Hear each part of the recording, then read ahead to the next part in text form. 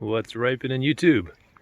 So I'm just in the nursery and I'm making some observations here. This row of trees here are all trees that were from my yard at my house that I dug up, put them in 25-gallon pots because I know that within the next year I'm going to sell my house, and I kind of like to have some of these come with me, so I went ahead and brought them over. But the observation that I'm making now, and it's a small sample size, so who knows if it's really totally right, but I noticed that the trees that were about to flower and fruit, which is like, these are Cherry the Rio Grande, these ones I think were even stimulated to flower harder and fruit in the pot. Here's a sugar apple that was about to flower. It's flowering. I think it's probably not, it's too early to tell on the sugar apple. These things flowered heavy and fruited as well or better than they were in the ground. Same thing with the Barbados cherry. Doing great. But what I noticed is that this was a, was a black Suriname cherry that was absolutely loaded with fruit. It already had set the fruit. And this was a lychee that had already set the fruit. And I think that stress of digging them up when they're holding fruit was just a terrible idea. If I had more time, I would have, waited longer and done it at a different way, but I kind of needed to do all this at the same time, so I may have sacrificed these two trees. I'm going to hang on to them and see if there's some green in there, so it's probably, this one's probably still alive, the Suriname. The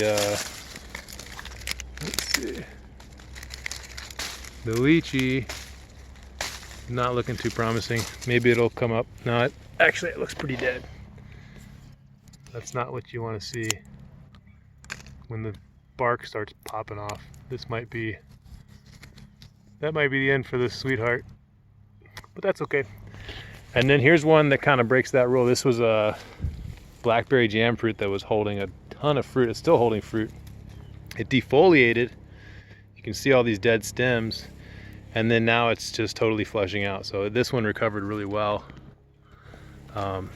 And here's a plum that was in dormancy when I dug it up that didn't even notice. One of the reasons I'm not too stoked on plums is because where I'm at, they don't ever get enough chill hours. They might flower, but I've never had fruit on this tree. I had it in the ground for like 4 or 5 years. So for me, low chill plums, waste of time. I have a friend up in North Florida that's gonna take this thing someday. And if you're watching this, buddy, if you don't come get it, it's gonna go to somebody else. I definitely can't fit it in my truck. It's in a 25-gallon. This thing's, I don't know, 8 or 9 feet tall. Anyway, so that's my observation. If you dig up a tree right before it sets fruit, it may or may not just go buck wild in the pot. That's what's happening with this guy. If they're holding fruit, you're really risking your tree. So if you can, if it's holding fruit, wait till the fruit comes off or pick the fruit off.